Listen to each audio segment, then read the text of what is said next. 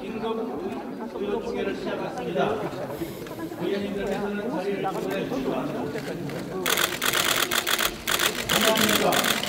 긴급 의원총회를 맡은 김규환 원내부 대표입니다. 인사드리겠습니다. 의총에 참석해주신 선배 동료 의원님들께 진심으로 감사의 말씀을 드립니다. 금일 긴급 의총은 신재민 전 사무관 공익제보 등 주요 현안 논의를 위해서 설립이 되었습니다. 그럼 지금부터 제152차 긴급 의총을 시작하도록 하겠습니다. 먼저 국민의례가 있겠습니다. 모두 자리에 일어나 전면에 국민 행해 주시기 바랍니다. 국민의 국민!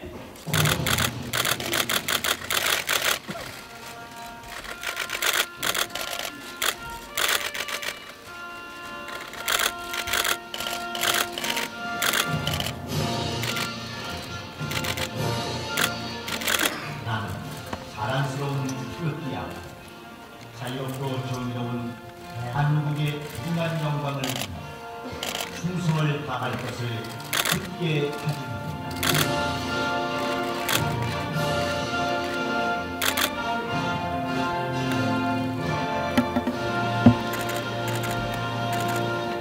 바로 이하 의식은 생략하도록 하겠습니다. 모두 자리에 앉아주시기 바랍니다. 그럼 먼저 나경원 원내대표님의 모두 말씀이 있겠습니다.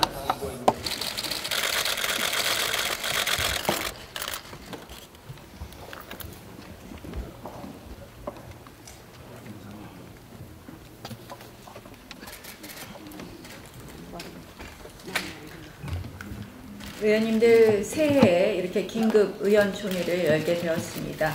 아시다시피 지금 현재 전국이 녹록치 않는 방향으로 흘러가기 때문에 이렇게 긴급 의원총회를 열게 되었습니다. 입만 열면 나라다운 나라, 정의로운 나라를 외치던 문재인 정권에게 묻습니다. 기회는 균등하고 과정은 공정하고 결과는 정의로워야 한다는 다짐이 고작 이것입니까? 문재인 정권은 출범한 지 2년도 채 되지 않은 이 시점에 공익제보에 의해서 독선적이고 비민주적인 국정운영의 실체가 드러났습니다. 민간인 불법 사찰, 공무원 강압수사, 공공기관 블랙리스트 작성, 나라살림 조작 등 하나하나가 민주주의 원칙을 훼손하고 그리고 국민의 신뢰를 저버리는 거대한 사건들입니다. 오늘도 또 하나의 블랙리스트가 언론에 보도되기도 했습니다. 정부와 여당은 공익제보로 궁지에 물리자 민주주의에서 나올 수 있는 최악의 반응을 보이고 있습니다. 공익제보자에 대한 파상공세식 인격 모독과 사법적 탄압으로 진실을 규명할 기회 자체를 박탈하려 하고 있습니다. 어제 꼴뚜기가 뛰니 망둥이가 뛴다, 나쁜 머리 쓰며 미인인 척 위장한다, 그리고 등의 그런 폭언을 퍼부었습니다. 신재민 사무관은 어제 극단적인 선택을 하기도 했습니다. 정말 안타까운 일입니다. 진실을 위해 사력을 다했던 용기 있는 고백이 한순간 물거품이 되고 많은 대한민국의 현실에 참담함을 느꼈기 때문에 그러한 선택을 했었던 것으로 보입니다. 신재민 사무관의 선후배와 부모님들이 사회를 향해 간절한 호소를 했습니다. 신재민 사무관의 진심을 알아달라고 믿어달라는 호소였습니다. 우리 사회는 어떻게 반응했느냐, 우리 대한민국은 어떻게 반응했느냐 반성이 됩니다. 정부 여당의 모습은 정말 참 국민들의 마음에 못을 받고 있습니다.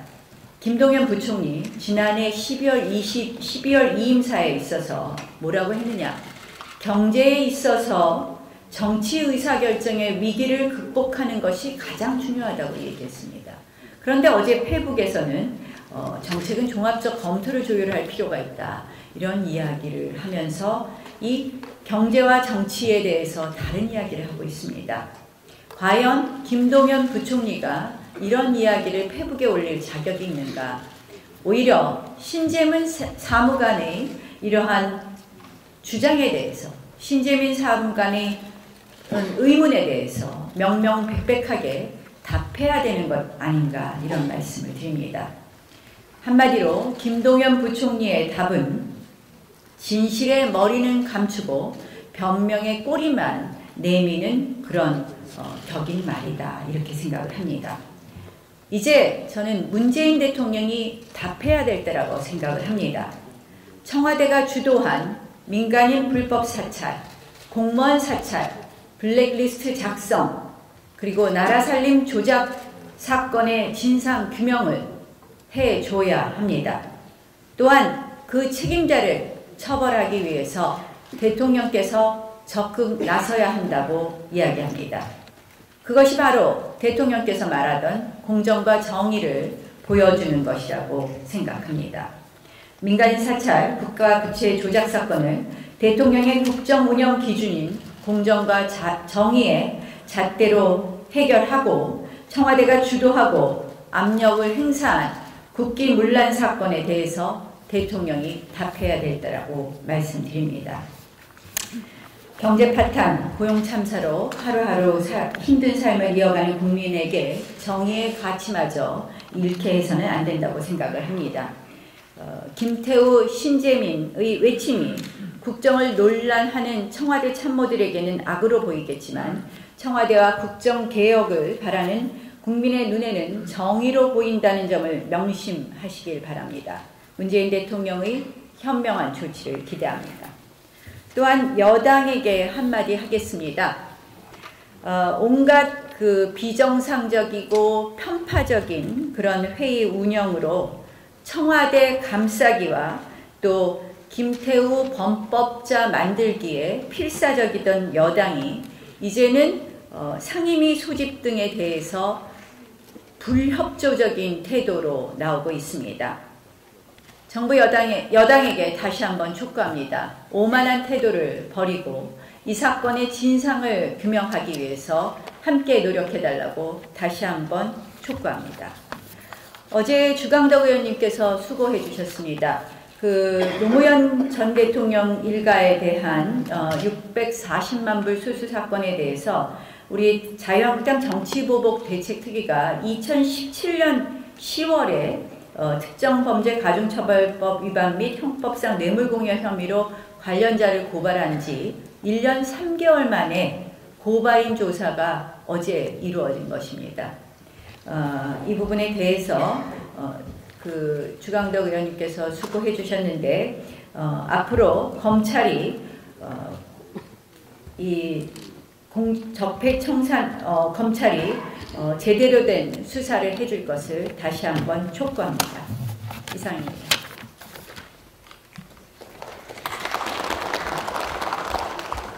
다음은 청와대 특별감찰관 정권 실세 사찰 보고 묵살 및 불법 사찰 의혹 진상 조사 관련 김도읍 단장님으로부터 보고가 있었습니다.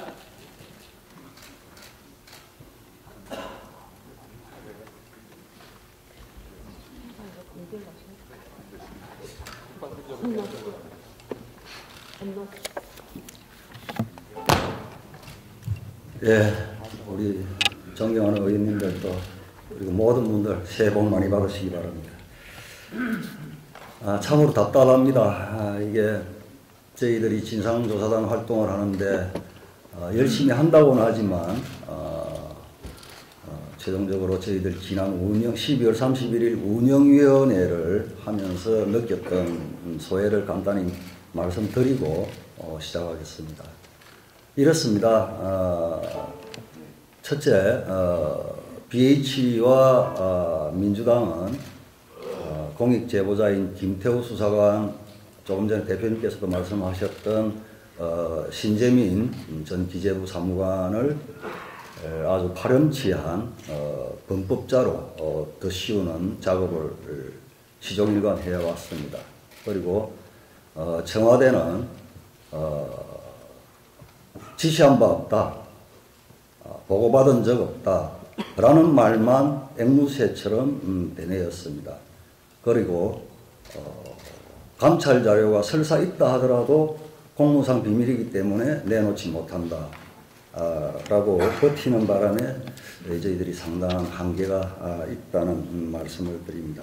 그럼에도 불구하고 저희 진상조사단은 끝까지 이 의혹들을 국민들께 소상히 밝히는 작업을 해나가겠습니다. 지금까지 저희들이 조사 활동을 하면서 제기된 문제점과 청와대의 일관성 없는 말 바꾸기, 상식적으로 이해할 수 없는 변명들 조금 정리를 해서 의원님들께 보고를 드리겠습니다. 다소 조금 길더라도 양해해 주시기 바랍니다. PPT를 좀 띄워주십시오. 예, 먼저 이번 상황의 큰 줄기는 두 가지입니다. 민간인 불법 사찰을 한 부분, 그리고 감찰 결과를 가지고 이중잣대를 들이대면서 입맛에 맞는 대상자에게는 솜방망이 내지는 묵살, 그렇지 않고 정파를 달리하거나 입맛에 맞지 않는 대상자에 대해서는 엄격한 잣대를 들이대는 이중성을 보였습니다. 우윤건 러시아 대사 관련해서는 첩보 내용이 상당히 상세합니다. 그 내용은 누가 봐도 보고서 내용 자체로도 수사 의뢰를 하지 않으면 이것이 비정상이다 라는 정도의 내용이 상세함에도 불구하고 묵살하고 대사로 임명했던 부분입니다. 여기에 임종석 비서실장은 처음에는 이런 내용을 보고받지 못했다, 모른다고 했죠. 그리고 우 대사는 언론을 통해서 임 실장과 관련하여 통화를 한 적이 있다. 그런데 이렇게 진술이 엇갈리다가 운영위에서는 임종석 실장은 인사검증 절차가 마무리된 뒤에 내용을 보고받았다라고 합니다. 조국 수석 또한 우윤건 대사 사건 관련해서 불기소 유서를 받다고 했습니다. 처음에 운영위에서. 근데 참 이게 우리 법학자인 조국 수석의 말이 저는 상식적으로 이해가 안 되는 게, 우윤건 대사는 어떠한 이유에서인지 몰라도 1,000만 원권과 1억 2천만 원권 두 건에 대해서 검찰 수사를 한 번도 받은 적이 없습니다. 입건조차 되지 않았는데 조국 수석은 처음에 불기소 유서를 받았다고 했다가 나중에는 불기소 이유를 들었다고 했다가 이렇게 말을 바꿉니다. 그러다가 급기야는 운영이 마지막 점에는 불기소라는 말을 사용한 적이 없다, 이렇게 속기가 되어 있습니다. 그 다음 공공기관 임원 성향 분석에 대해서 말씀드리겠습니다. 박영철 반부패 비서관은 이러한 리스트를 본 적도 없고 보고받거나 지시한 적도 없다. 그런데 이인걸 특감반장은 공공기관장 명단을 작성하라고 지시한 사실은 인정을 또 했습니다. 그런데 운영위에서 조국 민정수석이 일단 330개의 문건은 그 당시에 특감반의 업무 대상이다 라고 해서 문건 작성을 사실상 인정한 셈이 됩니다. 그런데 이 말을 듣고 있던 임종석 비서실장이 옆에서 그런 자료는 존재하지 않는다고 딱 잘라서 그 자리에서 번복을 해버립니다. 그러니까 조국 수석이 그 다음 우리 이만희 의원님 아마 질의하셨을 겁니다. 이 부분은 이만희 의원께서 계속 추궁을 했던 부분인데요. 조국 민정수석이 마지막에는 330건 관련해서 저희가 지시하거나 보고하거나 이런 적이 없다, 이렇게 최종적으로 또 말을 바꿉니다. 환경부 블랙리스트 관련해서 환경부는 당초 해당 문건을 작성한 적이 없다고 했다가 그날 밤 자정 무렵에 김 전 수사관 요청이 있어서 해당 문건을 작성했다, 이렇게 말을 바꿉니다. 근데 임종석 비서실장은 이 부분은 또 어떻게 피해가냐면, 그런 리스트를 작성하지 않고 어떻게 인사를 하느냐 라고 이제 또 항변을 하죠. 그리고 조국 민정수석은 지시한 바가 없다. 그런데 이 문제점을 보면 환경부 블랙리스트에 있는 그 명단들은, 그 전에 임종석 실장이 이렇게 이야기하죠. 변명이라고 하는 것이 전체적으로는 장관이 임명권을 가지고 있는 기관장이 더 많다, 이렇게 주장을 하는데요. 그 환경부 블랙리스트에 있는 기관장, 그 다음에 임원, 직위, 그 다음에 명단들은 전부 다 대통령이 임명권을 가지고 있는 부분입니다. 이 수요는 청와대에 있다는 것이죠. 청와대에 있는 것을 환경부, 기조실장, 차관, 이런 사람들이 이 명단을 받으러 갈 이유가 없는 겁니다. 환경부 장관도 상임위에서 이 부분에 대해서 사실상 인정한 바가 있습니다. 작년에 김동철 의원과의 질의 답변 과정에서 확인을 했죠. 제가 또 하나 확인한 부분은 환경부 산하에 수도권 매립지공사라고 있습니다. 거기에는 그 당시 기획이사를 하던 이모 씨가 계시는데, 이분 말에 의하면 당시 환경부의 담당 과장이 이 사표 제출 관련해서 명단을 받아갔다고 합니다. 이 진술은 어제 환경관리공단 사찰 피해자가 검찰에서 조사를 받으면서 진술을 했고, 아마 수도권 매립지공사 사찰 피해자 이분도 아마 곧 검찰 조사를 받게 될 것이라고 예측이 됩니다. 그 다음 유재수 현재 부산광역시 경제부시장 관련 건입니다. 일단은 결론적 사실관계는 이렇습니다. 청와대 백원우 민정비서관이 금융위에 전화를 하여서 품위손상 문제가 있으니 인사에 참고하라 라고 했다고 합니다. 그런데 최종구 금융위원장은 그런 연락을 받은 것은 맞지만 품위손상의 내용은 모른다. 그러면서 인사조치를 했다는 겁니다. 금융위원회 가장 꽃보직인 금융정책국장 자리 4개월 만에 사표를 쓰게 했다는 겁니다. 참으로 이해하기 어려운 일입니다. 근데 조국 수석이 운영위에서 백원우가 금융 쪽, 금융위 담당이니까 이렇게 인사조치 관련해서 통보를 하라고 지시를 했다 이런데, 아시다시피 민정비서관은 대통령 친인척 관리하는 것이지 금융위는 담당하는 부서가 아닌 걸로 알고 있습니다. 그리고 유재수 부시장 관련해서는 첩보 내용이 이 부분도 상당히 상세합니다. 그래서 유재수 부시장도 첩보 내용대로라면 수사 의뢰를 반드시 했었어야만 상식에 부합한다는 말씀드립니다. 외교부 공무원 별건 감찰에 대해서 보고를 드리겠습니다. 조국 민정수석은 별건 감찰, 별건 조사가 아니라고 강변을 합니다. 비첩보를 조사한 과정에서 사생활이 나왔는데 징계 요청을 하지 않았다. 별건 감찰을 한 게 아니다. 이렇게 항변을 했죠. 근데 김태우 수사관이 이 이야기를 듣고 이렇게 이야기합니다. 포렌식 분석 보고서를 내라고 해서 휴대전화 대화 수년치를 엑셀로 한 줄씩 봐가며 살폈다. 그 과정에서 사생활 문제가 드러난 것이라며 분석 보고서를 냈더니 조사하라고 해서 자료까지 받은 것이다. 이렇게 됩니다. 근데 이게 정보 유출과 관련된 거거든요. 그러면 기간을 한정해서 포렌직을 하더라도 그 기간 전으로 일정 시점만 포렌직을 해서 봐야 하는 것입니다. 그게 사실상 정상적인 것입니다. 감찰. 그런데 수년치를 다 긁어봤다는 겁니다.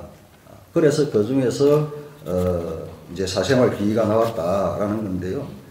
조굴의 대사와 비위첩보 묵인 이 부분과 관련해서 보면 이 당시에 정보 유출권과 관련해서 외교부 아마 간부들은 대부분이 전화기를 뺏겼고 포렌직을 당했습니다. 그런데 조굴의 대사하고 허모 심의관하고 두 분이 이제 발각이 됐죠. 부적절한 사생활 문제로. 그런데 조금 전에 조굴에 관련해서는 조국 수석이 이런 말을 했죠.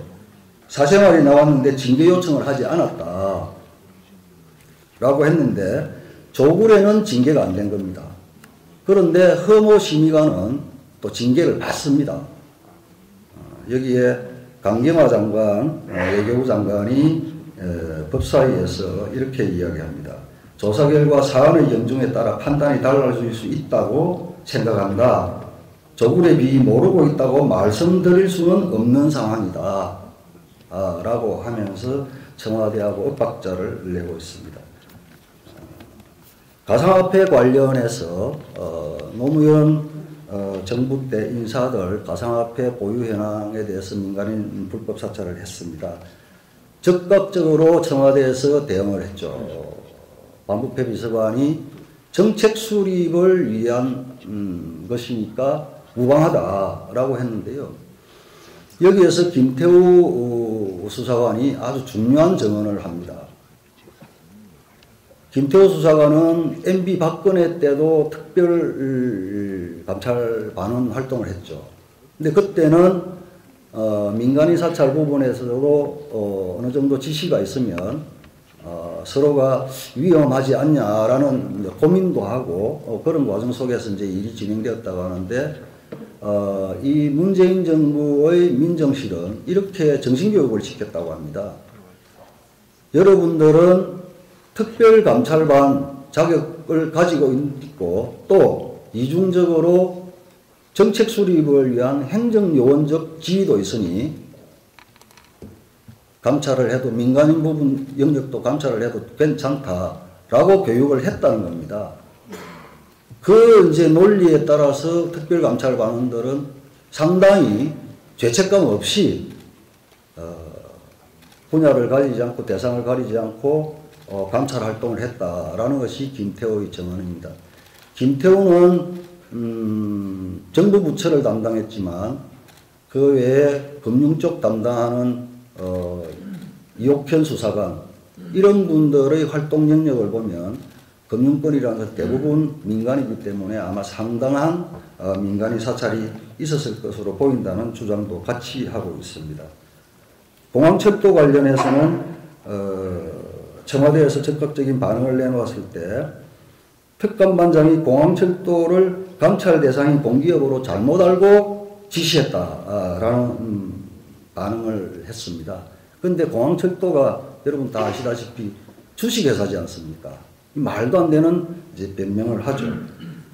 청와대도 말이 안 되는 변명이라는 걸 직감을 했는지 연이어서 그 다음날 이렇게 이야기합니다. 특감반장이 모든 첩보 다 읽어보지 않는다. 문제 있다면 지시받은 직원이 감찰을 안 하면 되는 것이다. 라고 이렇게 말을 바꿉니다. 그 다음 박영철 반부패 비서관의 동기인 검찰간부 금품수수 첩보를 묵살한 정황이 있습니다. 작년 2월이죠. 당시 현직 검찰 고위직에 있는 사람의 금품수수 및 향응첩보를 김태우 수사관이 보고를 합니다. 그런데 박영철 비서관이 그 해당 검찰 고위 인사에게 이러이러한 내용이 있는데 사실이냐라고 물었다는 것입니다. 청와대 주장대로 김태우를 고발한 그런 똑같은 잣대로 보면 이거는 감찰 내용을 공개한 공무상 비밀 누설죄가 되는 것이죠. 그런데 이건 또 괜찮다는 겁니다. 그래서 운영위에서 따져 물으니 박영철 반부패 비서관의 행위가 감찰 대상이 되는지는 확인을 해보겠다라는 답을 했습니다. 이강래 도로공사 사장 특정업체 일감 몰아주기 관련해서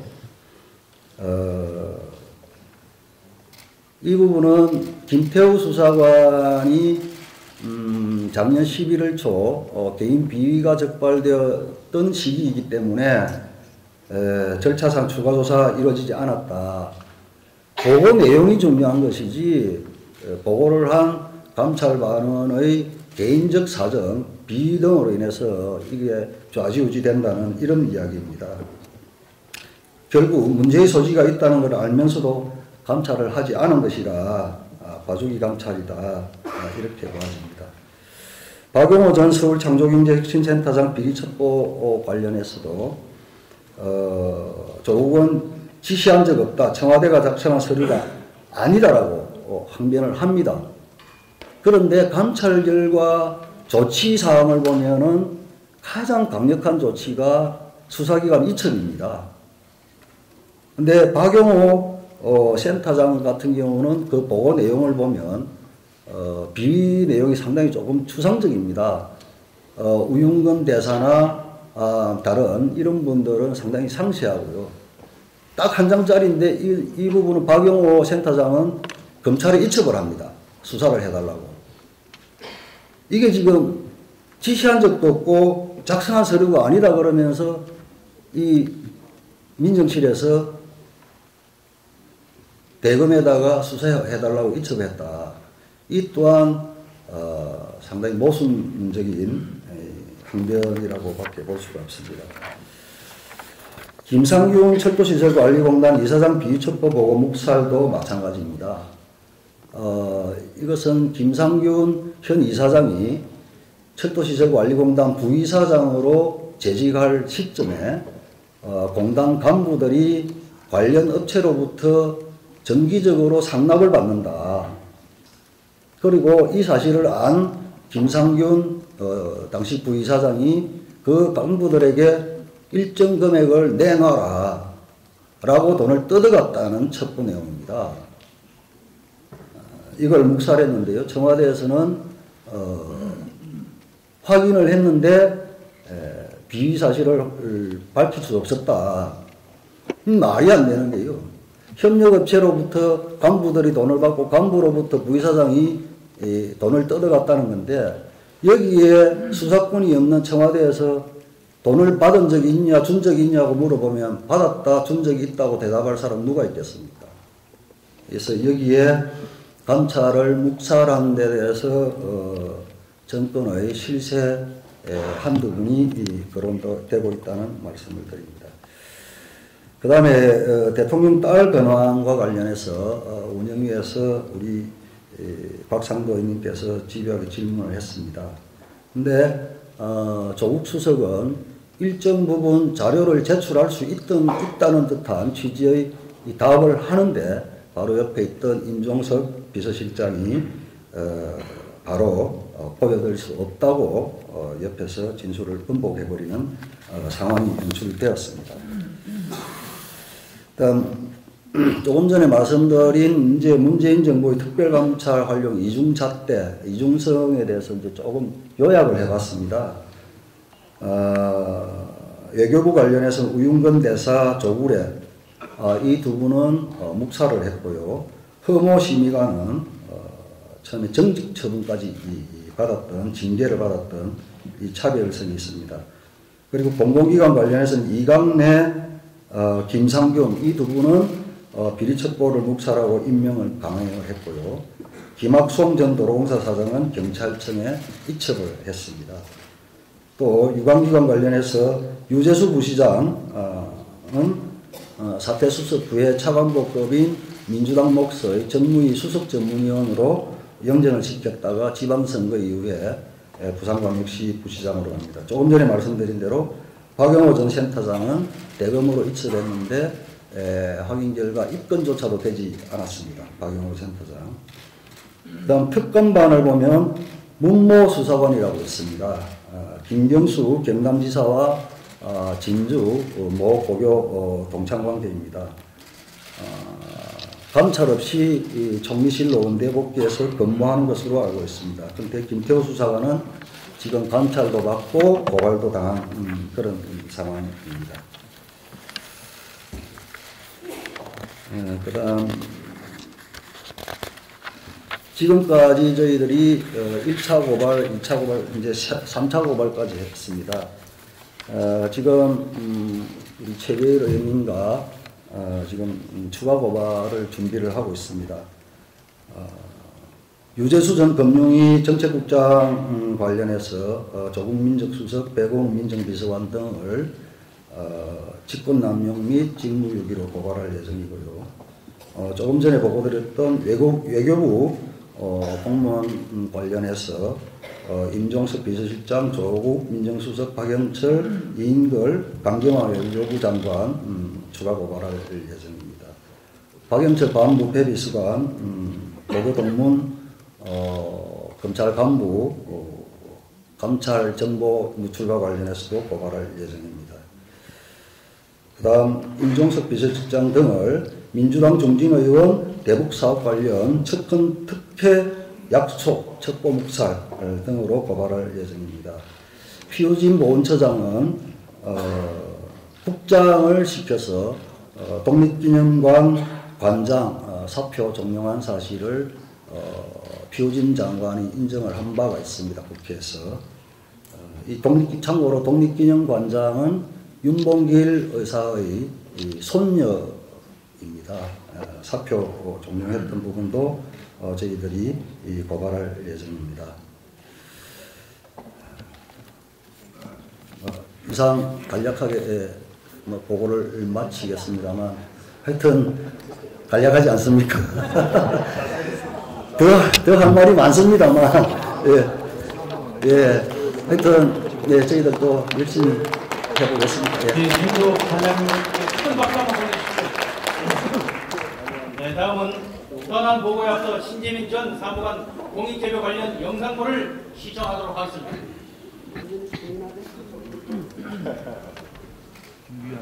먼저 박성동 국장님 정말 죄송합니다. 국장님 예상을 난 후에 일을 키웠어야 되는데 저를 아꼈어야 된 것에 대해 배신한 점 정말 죄송합니다. 메가스터디 광고, 이번 저는 영상을 찍었지만 제가 사실 메가스터디랑 광고 계약한 지 4개월 동안 지금 연락 두절인 상황입니다. 왜 연락을 두절했냐? 간이 별로 하고 싶지 않았거든요. 저 공무원이 좋아요. 공무원 그만둔 거 후회했던 게 공무원 그만두고 지금까지 했던 거예요. 근데 그 기업도 입장이 있는 거고 저 혼자 무작정 잠수를 탔던 거라서 제가 뭔가 보상을 해주고 싶었어요. 특히 저랑 계약을 맺은 실무자는 기업 내에서 엄청 혼나고 있었을 거 아니에요. 그래서 지난 영상에 진정성이 떨어진다고 해도 메가스터디를 언급했던 거예요.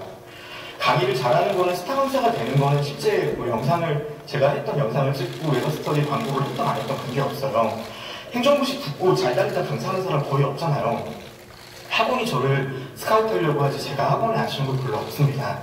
사람된 노유로 장기가 연락을 하지 않고 제 마음을 추스린다는 명목으로 잠수를 탔던 행동에 대해서 사람의 배우로 메가스터디에 무언가 이득을 제공하고 싶었던 거예요. 그래서 광고 붙였던 거지 스타가 행사가 되려고 노이즈 마케팅 이런 건 전혀 아니에요.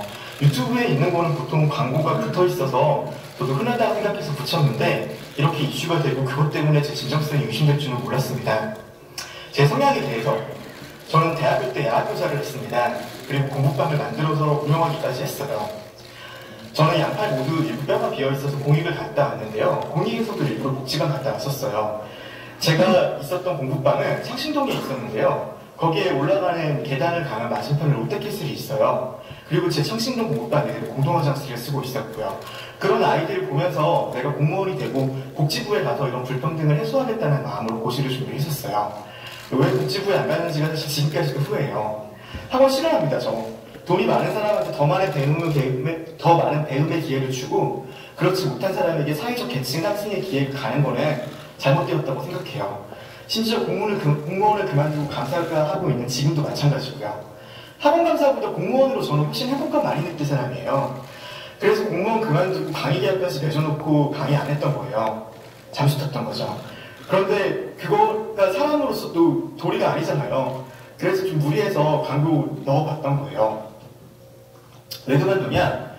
저는 비리도 없고 비리도 없고 아무것도 없어요. 공무원 생활하는 동안 진짜 잘못한 것도 없고 오히려 조직 내에서 인정받았으면 인정받았지, 그리고 제 동기 중에서 잘 나간다는 소리를 들었지 뭐 적응 못한 거나 그 속에서 잘 못하지 않았어요. 정말 일하는 것도 좋아했고요.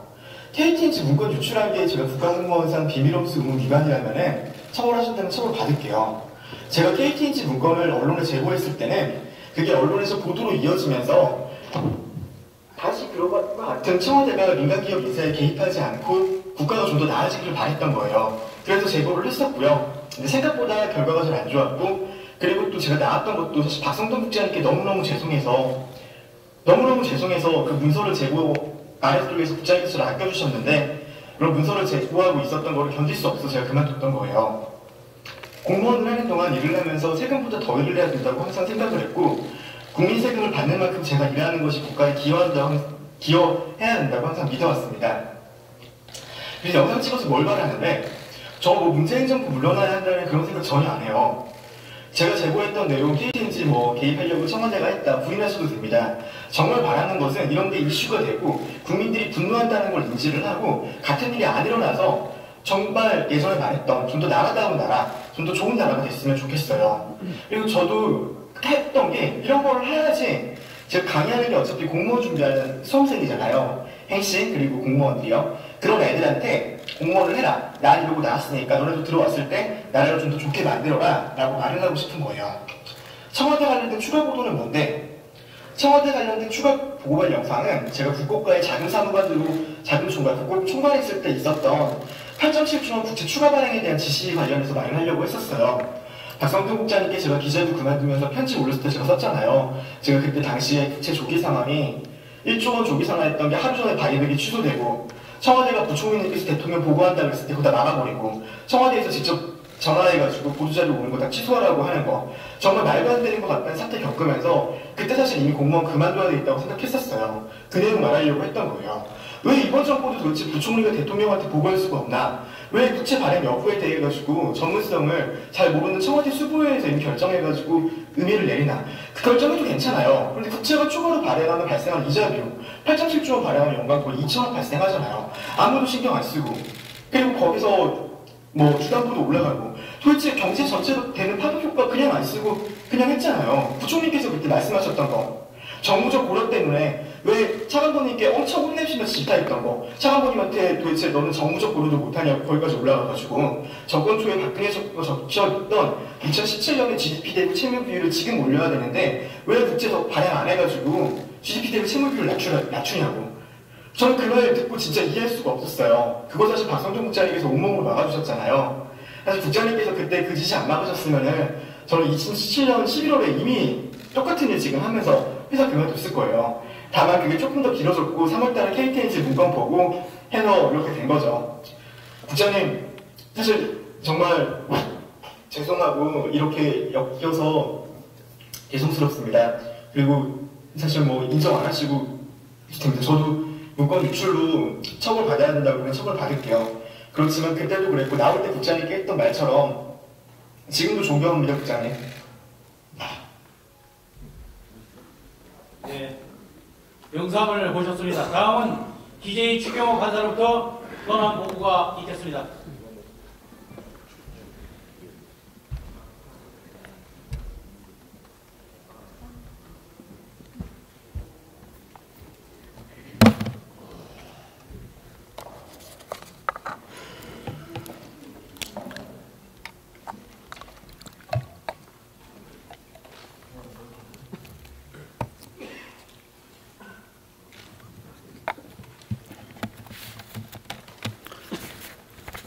네, 선배 동료 의원 여러분 새해 복 많이 받으십시오. 조금 전에 신재민 사무관 동영상을 보셨습니다. 대체적인 이야기는 오늘 설명드린 얘기가 그와 유사한 겁니다. 연말 연초에 있었던 얘기라 관심이 있으신 분은 자세히 좀 보셨겠지만 그렇지 않으신 분들은 사실은 정확한 내용, 저 흐름에 관해서도 아마 오늘 처음 보신 분들도 많으셨기 때문에 그걸 간략히 상황이 어떤 것인지, 제보의 내용이 어떤 것인지 그걸 중심으로 말씀을 좀 드리도록 하겠습니다. 결과적으로 총체적으로 보면은 문재인 정권의 국가 채무 조작의 시도, 그 상황이 어땠는지, 그에 어떤 문제가 있는지를 한번 보도록 하겠습니다. 신재민 사무관이 행정고시를 아마 2012년에 합격을 한 것 같습니다. 14년부터 수석을 시작해서 공무원 생활을 시작한 것으로 그렇게 파악이 되고 있습니다. 그래서 약 4년 정도 실무 경험이 있는 것 같은데, 제가 있을 때는 워낙 아마 들어왔을 때고, 그리고 제가 국무조정실로 옮겼을 때라 제가 직접 접촉 경험한 바는 없습니다. 그래서 이번 사건이 터지고 많은 사람들이 제일 차로 궁금한 게 혹시 저 사무관이 어떤 유형의 사무관이냐. 보통 공직자들이 저렇게 안에 이제 경험한 내용을 이야기가 쉽지 않은데 혹시 이 아웃사이더로 이렇게 뭔가 서로이 많고 대접 제대로 못 받고 일 제대로 못한 사람이 아니냐, 이런 궁금증이 있는 분들이 좀 있으십니다. 그래서 저 역시 사무실에 들 기획재정부에 확인을 해보니까 다 이구동성으로 굉장히 열심히 일을 했고 적극적이고 의욕적이다. 그리고 굉장히 사람들한테 굉장히 친화적이다. 그래서 동료들, 윗사람들이 다 한결같이 좋아했고 국장과장들이 굉장히 업무도 잘하고 사람 스타일도 워낙 좋아서 많이 애끼고 높이 평가하던 그런 친구다. 이구동성으로 그런 이야기를 하는 사람입니다. 아까 아마 첫 번째 영상을 하고 두 번째 영상인 것 같은데 하면서 많이 본인이 울컥하면서 다시 진실된 이야기를 합니다. 신재민 사무관이 공익 제보자로서 그 충정과 소신을 이야기를 합니다. 저는 지금 아마 조금 있다가 김종석 의원께서 KTNG 그리고 공익 제보 관련돼서 이야기를 하실 텐데, 저는 국채 발행 관련 이야기를 조금 드리도록 하겠습니다. 이 기획재정부의 국고국가는 전체 우리 세출의 자금을 담당하는 것이고 필요한 곳에 전체 국채 발행의 규모 등을 정하는 곳입니다. 그리고 실제 국채 발행 실행 업무는 옆에 국채과에서 하는데, 당연히 사무관으로서 이 업무를 담당할 때 가급적이면 나라 살림을 살면서, 지금은 해마다 우리가 적자를 가지고 나라 살림을 꾸립니다만 가급적이면 적자 규모를 줄이는 게 맞다. 그것이 또 내가 할 역할이다. 이런 식으로 늘 자세를 갖고 있습니다. 지극히 바람직한 자세고 소명의식을 갖고 있다. 이렇게 생각을 합니다. 그리고 역시 국채를 발행하면은 우리가 채권 발행하면 이자 주듯이 여기도 이자가 나간다. 그거는 이자는 또 세금으로 나가는 거다. 그래서 한 푼의 세금이라도 아끼는 그런 관리 자세가 굉장히 필요하다. 그런데 본인이 보기에, 본인이 또 경험하고 듣고 하기에는 부총리께서 정무직이라고 하지만은 재정당국의 수장으로서 청와대나 정치권에서 늘 또 정치권은 이런저런 재정 확대에 대한 압력 이런 게 많고 청와대도 그런 주문을 많이 할 수 있기 때문에 그런 거는 부총리가 단호히 막았어야 되는 거 아닌가. 그런데 실망스러웠다. 이런 얘기를 합니다. 그리고 공무원을 그만두고 자기가 보고 느낀 거에 대한 부당함 이런 것을 좀 알리면서 제대로 국가 운영, 재정 운영이 바로 섰으면 좋겠다. 이런 소명의식을 갖고 그 잘못된 방식에 관해서 고발을 하고 싶었던 겁니다. 그런데 이렇게 이제 유튜브 등을 통해서 이야기를 하니까 우리가 여러분께서 아마 그날 운영이 청문회 때도 보셨겠지만 사실은 우리가 신재민 사무관이 전부 선배되는 사람입니다. 그런데 우리 정치권이라는 곳이 서로가 정쟁에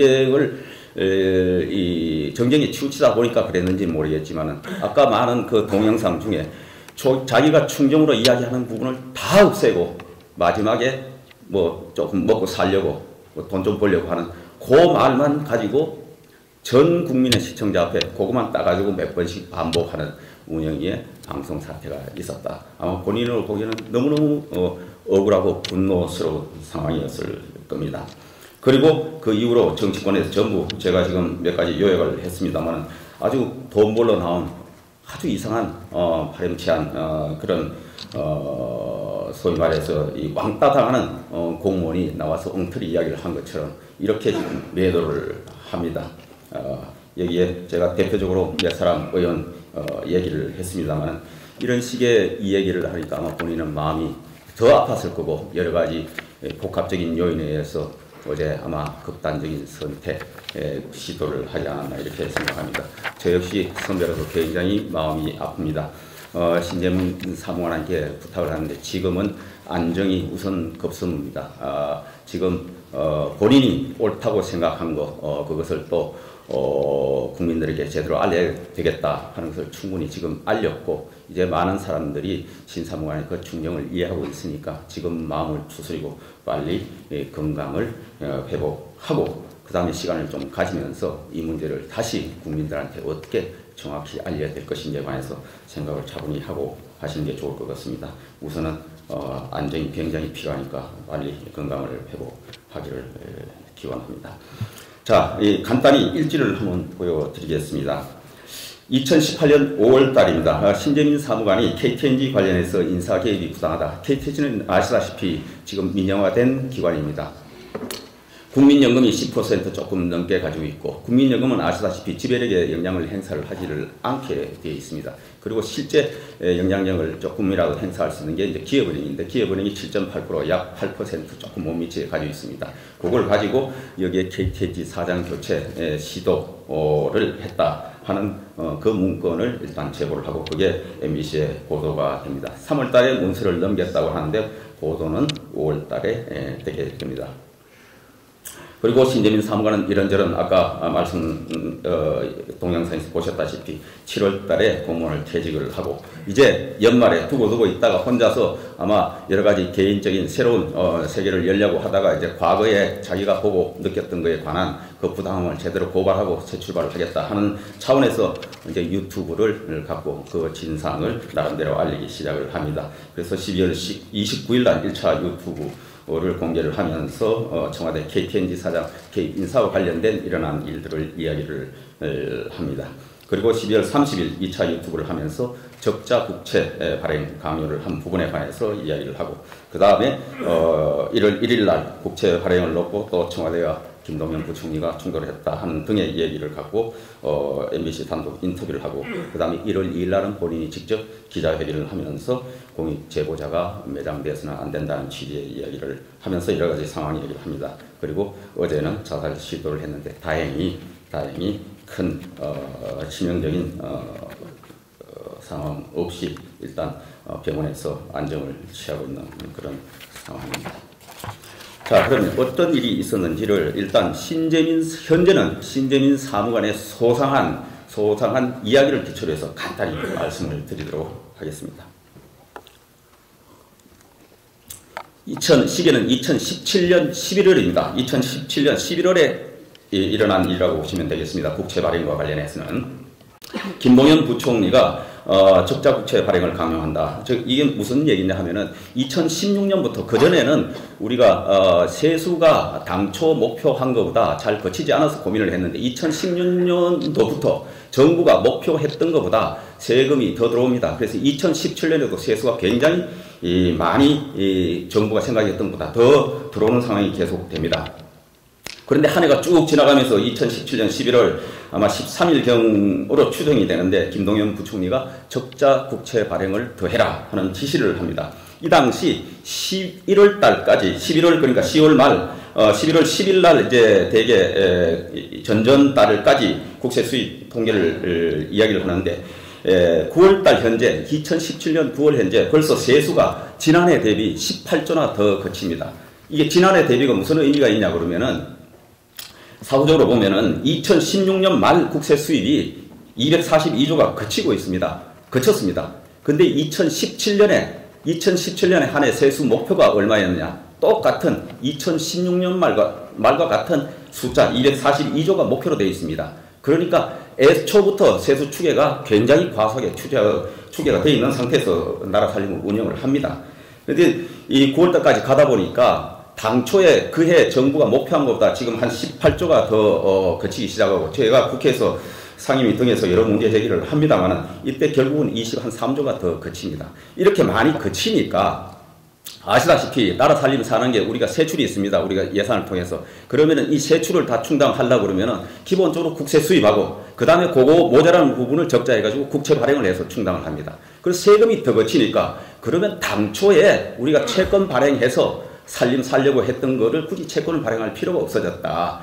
그전 때 우리가 2017년 예산을 편성하면서 국채 발행을 28조 7천억 원을 국채 발행할 수 있다고 국회가 승인을 해줍니다. 그래서 쭉 오다가 9월 달까지 20조 국채 발행을 하고 8.7조 원이 일단 그대로 미발행 상태로 있는데 그때 세금을 보니까 세금이 철철 넘치게 그치니 이제 빚을 더 안 내고 살림 살아도 되겠다. 그래서 국채 발행 안 해도 되겠다 하는 게 실무자 판단입니다.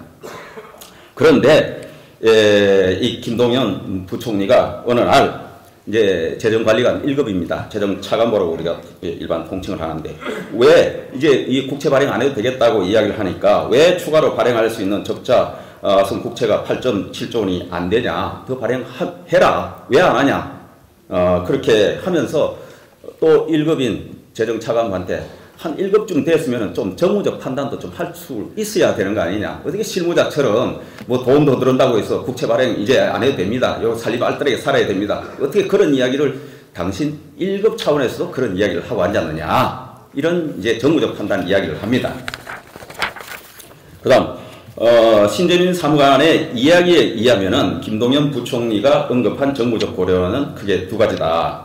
하나는 정권 말로 가면은 앞으로 재정 이제 이 퍼스기가 점점 더 많아져야 되고 재정을 많이 써야 되는데 그때를 위해서도 자금을 좀 비축해야 되고 그리고 쉽게 말하면 이 국채 발행으로 해서 세계 인력을 비축해서 그 다음에 즉 빚을 땡길 만큼 땡기고 세금 들어오는 거는 나중에 결국 세계 인력으로 남으니까 그 다음에 우리가 추경 편성을 하거나 계속 그 다음 연도에 세입으로 해가지고 더 쓸 수 있는 여력이 계속 있는 거다.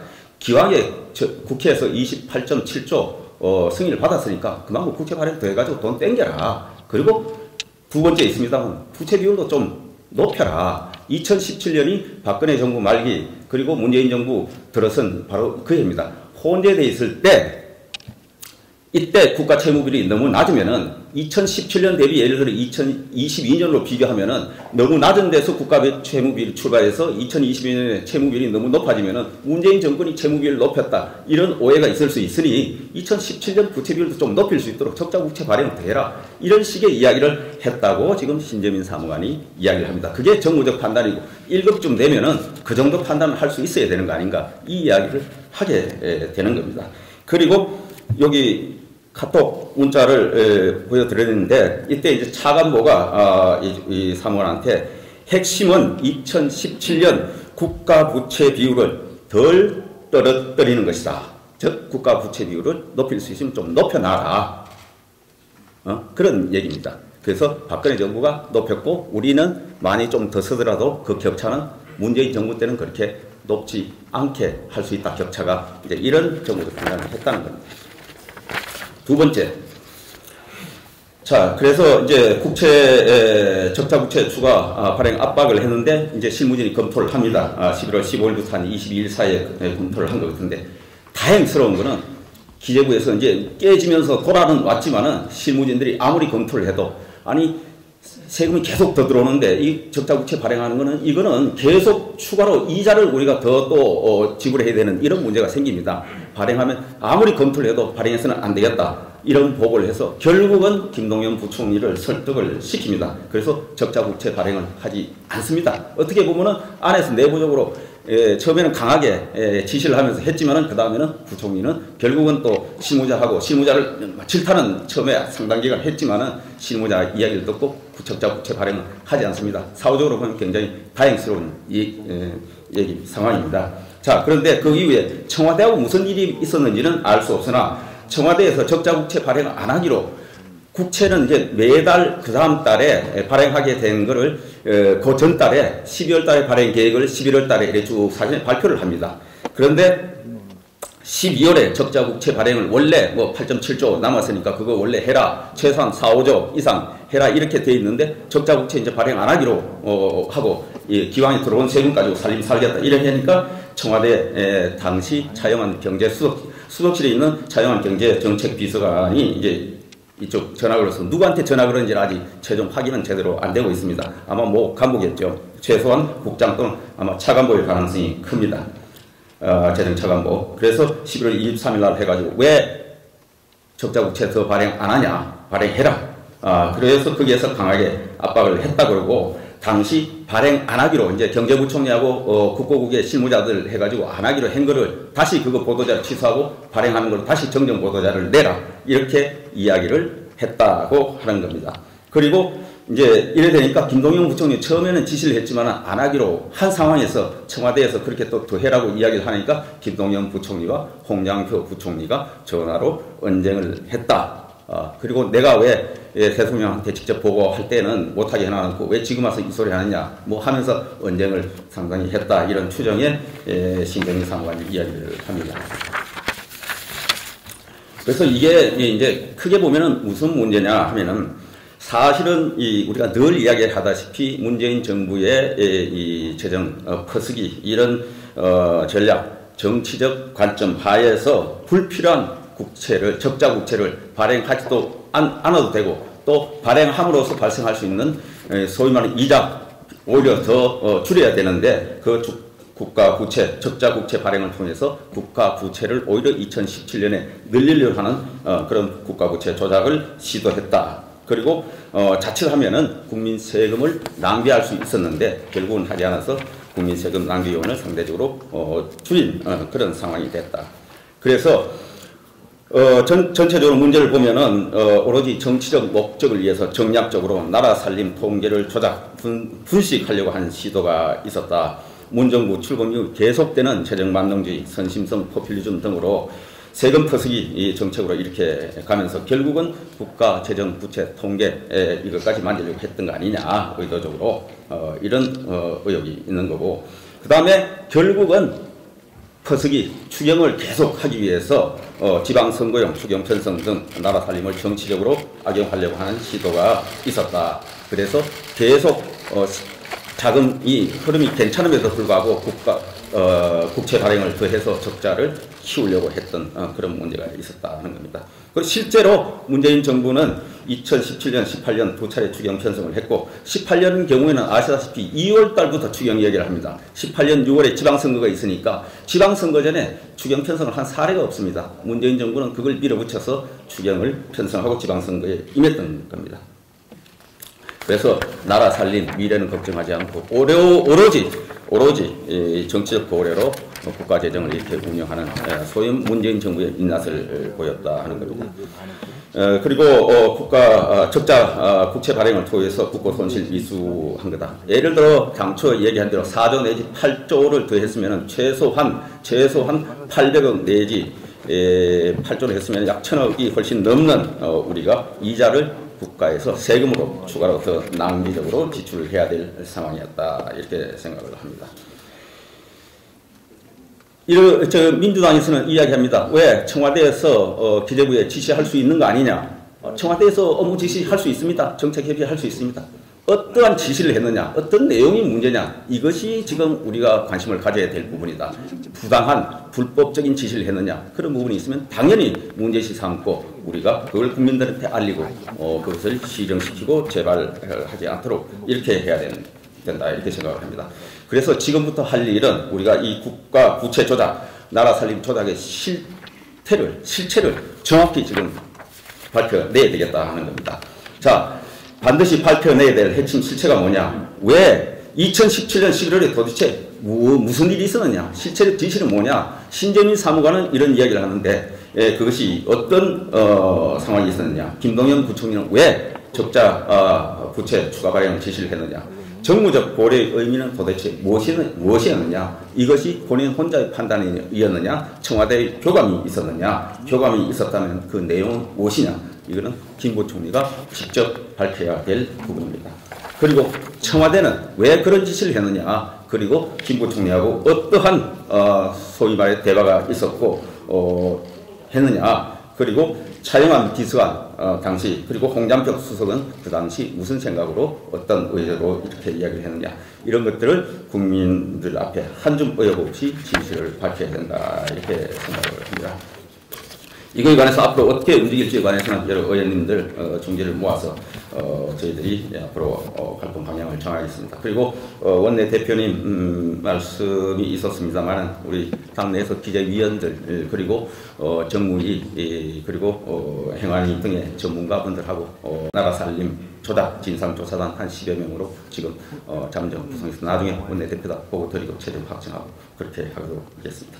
예, 대체적인 실체적인 내용은 알려진 바의 내용은 이렇습니다. 예, 혹시 필요하면 비공개 때 추가 질문 있으면 제가 말씀을 드리도록 하겠습니다. 고맙습니다.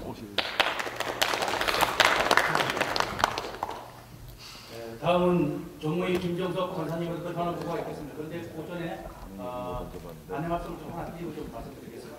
최근에 의원님이 진행하시는 탈원전 서명 운동을 꼭 좀 부장을 통해서 시간 별로 없으니까 꼭 좀 해서 다 서명할 수 있도록 전 국민이 서명할 수 있는 그런 계기를 마련해 주실 부탁을 드리겠습니다. 네, 그럼 지금부터 정무위 김정석 권사님으로부터 전화 보고가 있겠습니다.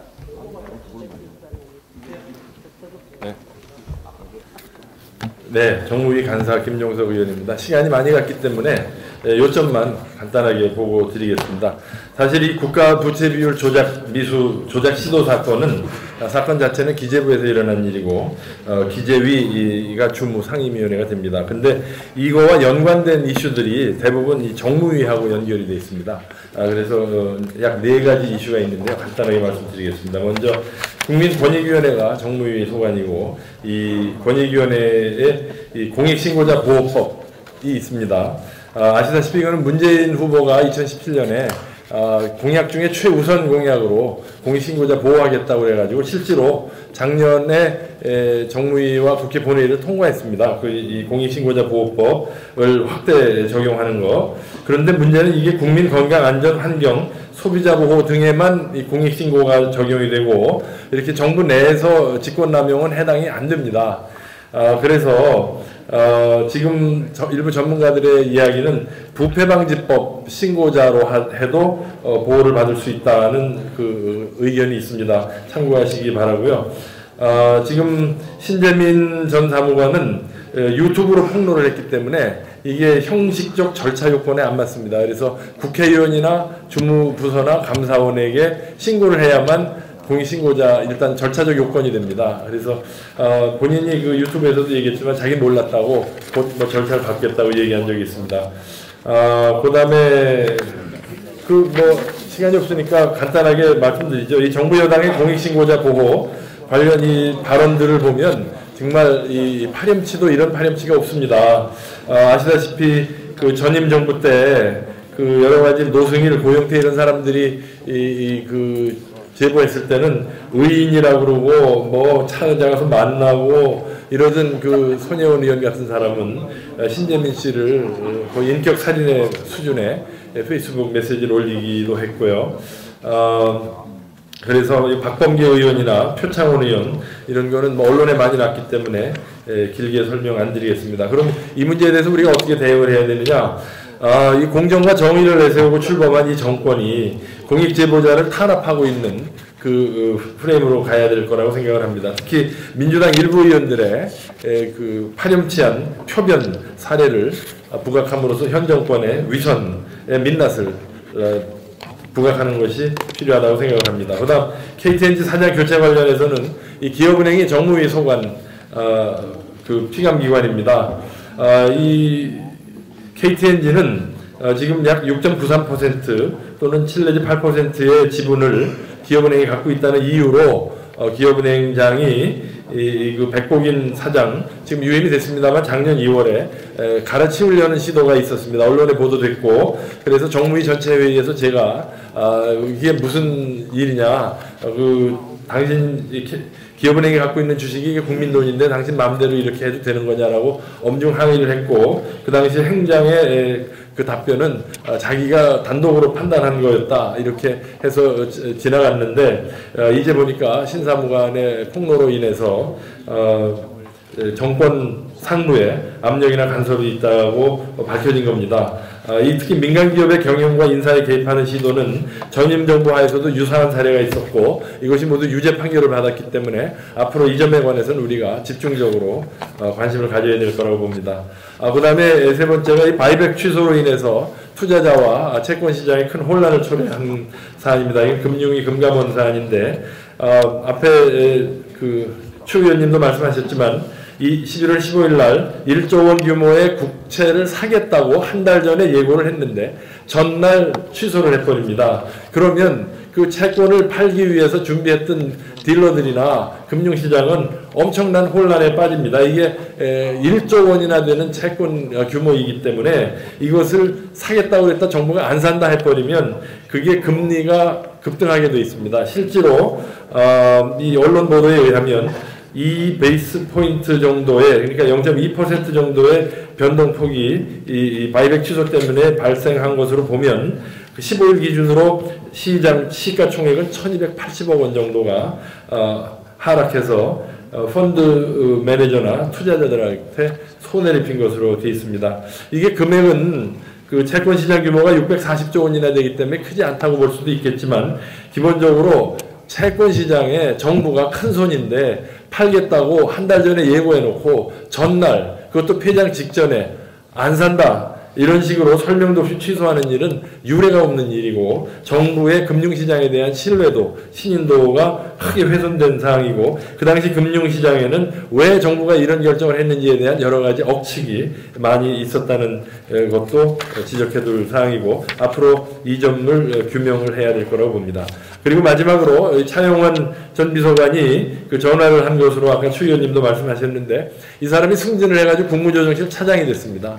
그러다 보니까 또 정무위 소관이 됐는데 이 기재부가 불필요한 적자 국채 발행 압력을 행사한 당사자로 차용환 전 경제정책비서관이 본인은 이제 언론에 정책협의라고 했지만 신재민 전 사무관의 증언대로라면 전화통화 직후에 국채 매입이 취소되고 보도자료를 다 철회하는 이런 일이 과연 비서관 레벨에서 이런 일이 일어날 수 있겠느냐.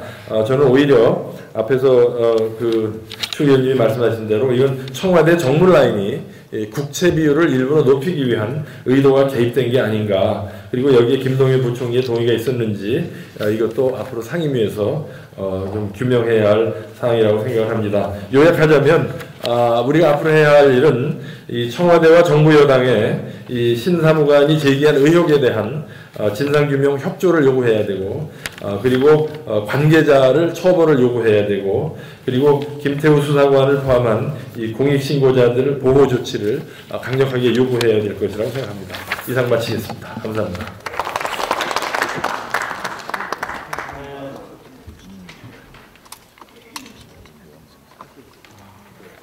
다음은 비공개로 하기 전에 공개로 과방위 간사님께 김성태 간사님께서 공개 발언을 3분 동안 하시겠습니다.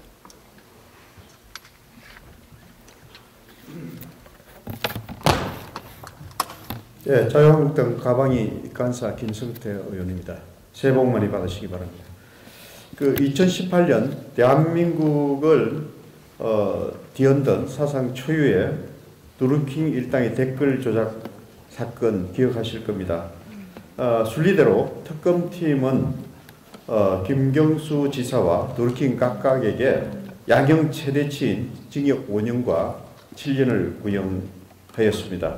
이들에게 양형 최대치가 구형된 만큼 포털을 통한 여론 호도 행위는 대한민국 민주주의를 뒤흔드는 악의적 작태임이 명백히 드러났습니다. 오늘 보고가 있었던 만큼 김태우 전 수사관의 휘슬블로잉 공익 제보로 청와대 비위가 하나씩 그 비위를 벗고 있습니다. 대통령 탄핵 언급까지 나올 수 있는 중차대한 사건이었던 만큼 우리 언론에서도 이번 사건을 주목하고 있었습니다. 하지만 언론이 사건을 주목한 시기에 포털의 대표격인 네이버 뉴스 서비스에서 특감반 의혹을 찾아볼 수가 없었습니다. 지금 언론의 관심이 가장 높았던 지난 12월 18일에서 20일 사이에 관련 기사가 약 1000여 건 생산되었습니다. 하지만 3일간 특감반 의혹 관련 네이버 메인 기사는 단 14건 뿐이었습니다. 문제는 메인에 오른 14건의 기사 중 무려 11건이 청와대 입장만을 대변한 기사 제목이었다는 것입니다. 가장 오래 메인에 올려둔 SBS의 민간인 사찰 없다, 청 의혹 반박, 시스템 정비 필요, 노출 시간은 평균 메인 노출 시간 1시간여를 7배 초과한 7시간이었습니다. 정권 의혹 메인 노출 의도적 감추기가 아닌지 의심스러운 대목입니다. 작금의 사태가 네이버의 대한민국 민주주의를 다시 뒤흔들 전주곡이 아닐까 심히 우려됩니다. 유사 사례가 더 있을 것으로 추정됩니다. 자유한국당은 지난 7월 이런 악행을 타파하고 건전한 민주주의 확립을 위해 드루킹 방지 패키지 5법을 당론으로 발의한 바가 있습니다. 가방이 신임 관사로서 무엇보다도 민주주의 근간을 훼손하는 여론 조작이 다시는 이 땅에 발생하지 않도록 드루킹 방지 패키지 5법의 조속한 통과를 위해서 총력을 다하겠다는 말씀을 드립니다. 감사합니다. 이 의견은 미공개로 진행하겠습니다. 사찰 정권, 이선 정권, 조작 정권, 문재인 정권 강력 규탄한다! 규탄한다! 규탄한다! 규탄한다! 공익 제보자 사람을 중단하라! 중단하라! 중단하라! 중단하라! 사찰 이선 문재인 정권 공익 제보자 보호하라! 보호하라! 보호하라! 보호하라! 국가 채무 조작 진상 규명하고 책임자 처벌하라! 처벌하라! 처벌하라! 처벌하라! 사찰 정권, 이선 정권, 조작 정권, 문재인 정권 강력 규탄한다! 규탄한다! 규탄한다! 규탄한다! 규탄한다! 규탄한다! 감사합니다. 공익제보자 용기인의 외침에 대해서 이렇게 공익제보자를 조롱하고 희화화하는 이러한 정부 여당의 태도, 특히 공익제보자를 범법자화하는 이러한 태도에 대해서 공익제보자를 보호하기 위한 각종 조치를 하기로 했습니다. 관련된 법개정의 검토는 물론이고 공익제보자 신고 및 보호센터를 설치하겠습니다. DJ나 정부의 소집은 일정을 정하셨습니다. DJ와 정부의 소집 그리고 또 이미 소집 보고서를 했고요. 저희 당 의원들로서 소집 보고서를 그 다음에 DJ와 정부뿐만 아니라 관련자님이 소집 요청을 계속 하고 있습니다. 그러나 여당이 지금 아까 모두에 말씀드린 것처럼 이 부분에 대해서 전혀 응하고 있지 않습니다. 저는 여당의 이러한 태도는 국민들이 심히 좋다고 생각을 합니다. 이 부분 저희가 최대한 노력하고 안 된다면 간담회라든지 기타의 방법으로라도 반드시 관철하겠다. 부처를 방문하는 방법으로라도 관철을 해보겠다. 이 부분에 대한 부처의 입장을 물어보겠다는 입장입니다. 그러나 지금 상임위 소집에 대해서는 끝까지 노력하겠다는 말씀을 드리고요. 다시 상임위 소집의 문제가 아니라 이미 진상조사단의 의혹을 보면 진상조사단에서 제기한 의혹에 대해서 이미 누차 말씀드렸지만 모든 것이 사실임이 밝혀졌습니다. 그래서 이와 관련된 추가 고발, 또 신재민 사건과 관련된 고발에 대해서 검토하겠다는 말씀을 드립니다. 이와 더불어서 오늘 우리 당에서는 제가 모두에 말씀드린 것처럼 지금 공익제보자에 대해서 범법자화하는 이 정권의 문제, 그리고 드러난 각종 사찰 그리고 조작에 대해서 대통령께서 답해야 될 거라고 생각을 해서 오늘 청와대에 우리 수석 부대표를 중심으로 해서 우리 진상조사단 의원들이 함께 방문할 것이라고 말했습니다. 청와대랑 조율되셨어요? 만나기로? 수석 부대표가 조율 중입니다. 그 강경화 장관까지 포함해서 추가로 고발 검토하신다고 이제 말씀하셨는데 시기는 고발장은 수일 내에 제출하도록 하겠습니다. 오늘 그럼 수석부대표 보시면 몇 시쯤에 방문하시나요? 추후에 문제. 누구랑 만나기로 약속드리신 분이 지금 조율 중입니다. 대표님, 신재민 건은 결국 당시 수장이었던 김동연 부총리가 상세하게 해명을 해야 된다고 보시면 그래서 기재위를 열어도 사실은 김동연 부총리가 출석하는 기재위가 됩니다. 그래서 이 부분에 대해서 계속해서 노력을 할 것이고요. 결국 여당이 이렇게 오만한 태도로 끝까지 응하지 않는다면 우리는 추가적인 조치를 검토하겠다. 결국 그 부분에 대해서 아까 고발령을 말씀을 드렸는데요. 그 부분에 대한 추가 조치를 검토하겠다라고 말씀드립니다. 혹시 김동연 전 장관에 대한 고발도 직접 고려하시나요? 일단 이 정도까지 하죠. 이 정도까지. 어제는 김동연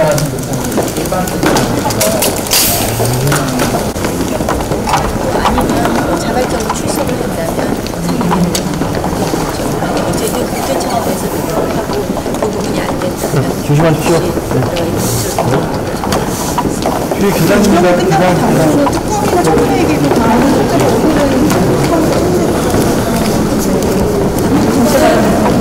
특검과 청문회는 일반된 결정입니다.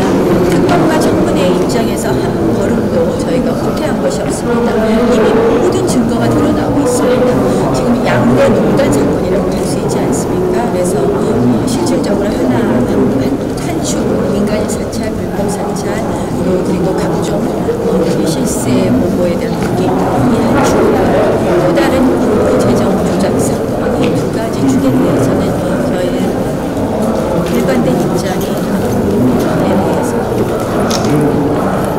이쪽 국고 재정 조작은 조금 더 우리가 검토해봐야겠지만 적어도 이미 밝혀진 이 운영위를 거친 이 사건에 대해서는 청문회와 국정조사는 계속해서 추진하겠다는 말씀입니다. 신재민 전 사무관이 차후한 국정조사와 특검을 계속해서 추진하겠다는 말씀입니다. 여기까지만 해서 질문을 하실 거네요. 차후한 2차장 실제로 언급했는데 왜 조심해야 되는 상에서 빠진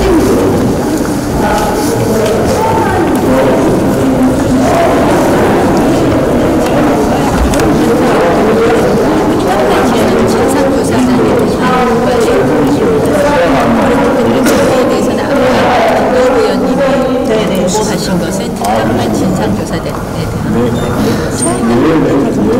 그거는 이제 따로 또 검토에 들어가고 있습니다. 김동연 부총리 고발은 생각하고 계세요? 따로 지금 검토하고 있습니다. 검토 중이신 거고요. 네, 좀 더 실체 내용이 밝혀져야 되기 때문에 정책에 대해서 김동연 부총리 안 나오시면 어떻게 해요?